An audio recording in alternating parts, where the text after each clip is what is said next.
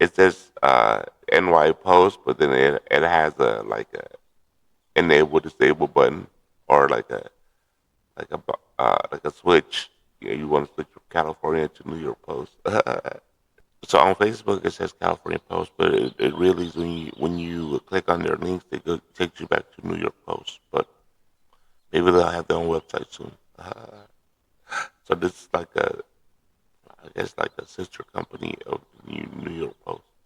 But anyway, so Chevron is gonna take it to Newsom, and basically they're gonna just go against state uh, regulatory being green or whatever you call it, right? Or clean. Like let's just say California does everything against Trump. So, but I think since Trump in office, he's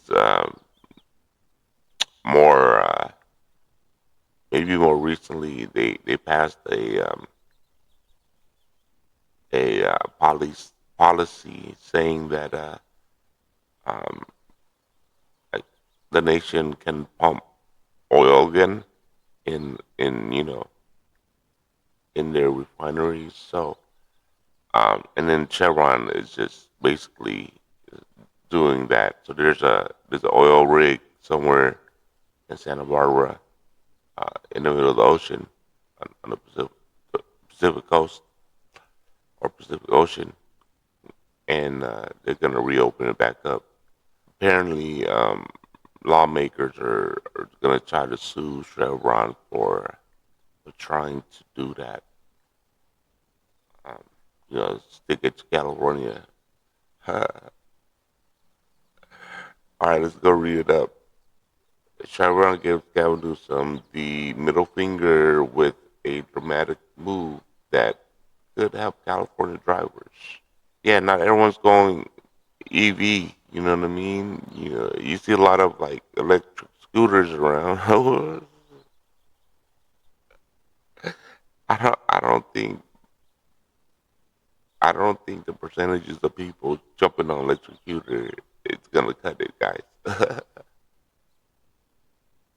or e-bikes. It, it looks like it's more popular now, but it's just only the kids are riding it. You know what I mean? They're doing tricks all over the place. Oil giant Chevron will begin purchasing oil from Sable Offshore Corp. The Houston-based company announced Tuesday. The dramatic move comes amid a legal battle between California and Trump administration. The Petroleum Corporation plans to purchase an initial 20,000 barrels of oil per day from offshore platforms near Santa Barbara, just weeks after the federal government approved the restart of production, Bloomberg reported. The move is a boost for Sable, which has faced strong environmental opposition to resume operation in California waters. We're going to run Sable's crude at El Segundo in April, Chevron executive Andy Waltz told the outlet, adding that the Los Angeles area refinery, which has can process about 269,000 barrels per day, is set to handle supply.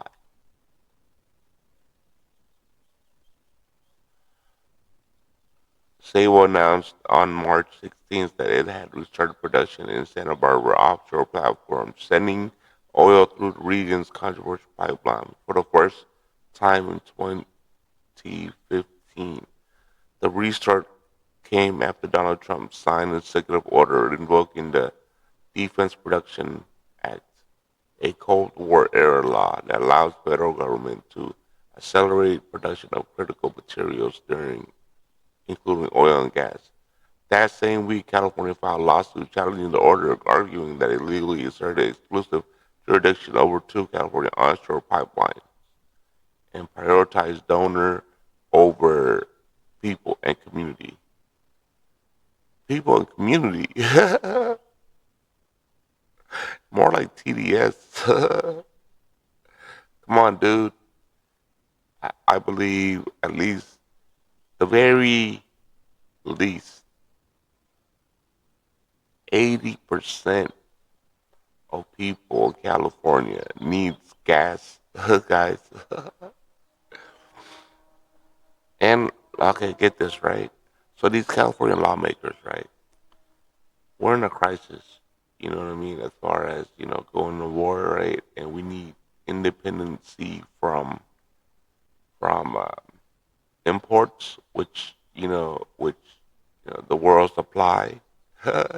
It's like they're doing everything to make it seem like it's bad for America. You feel me? Like, which it doesn't have to be. We're totally independent from everybody else, right? We don't need everybody else's stuff if we produce it ourselves in America.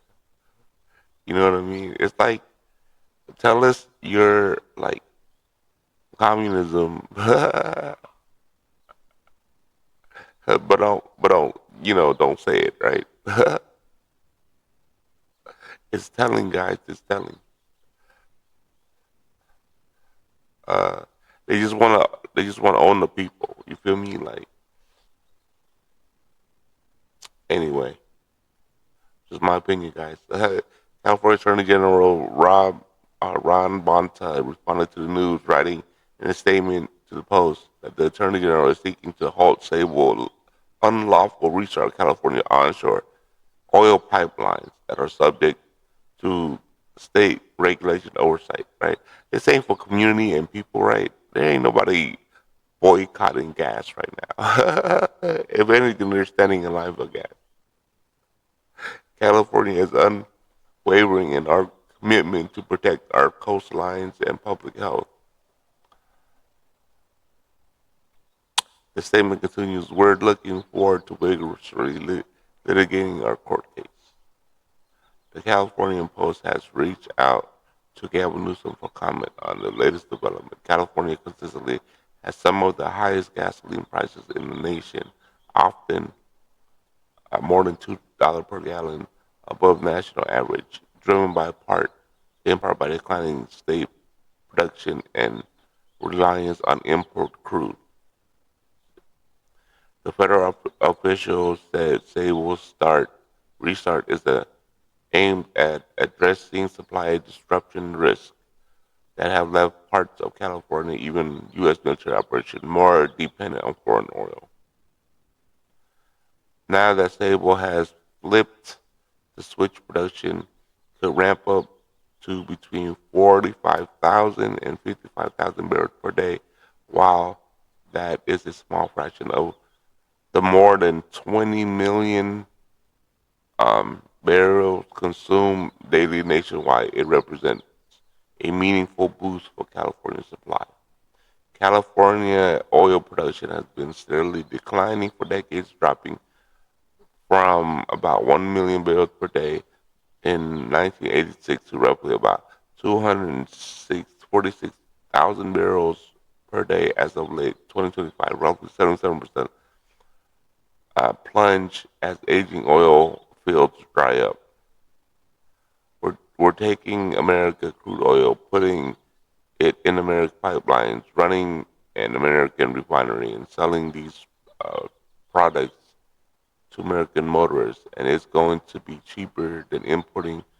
Wall says, adding that stable opportunity is a good thing for America. I think so.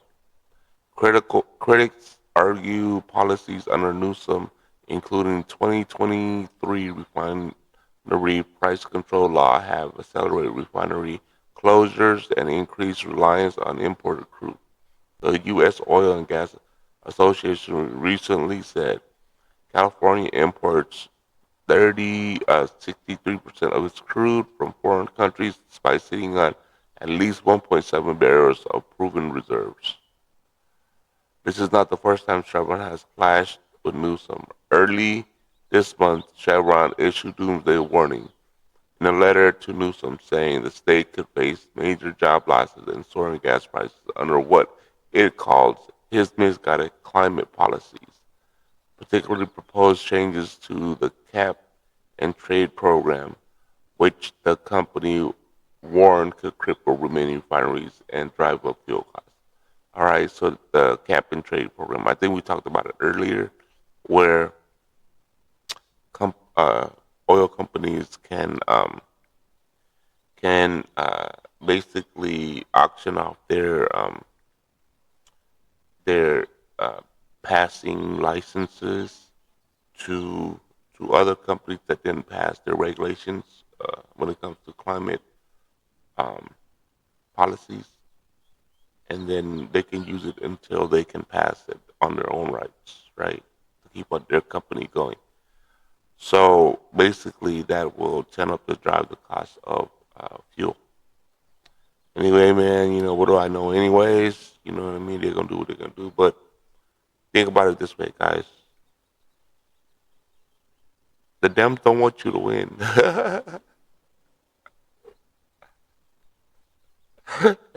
Anyway, what do I know? Anyway, have a good day, y'all. Peace.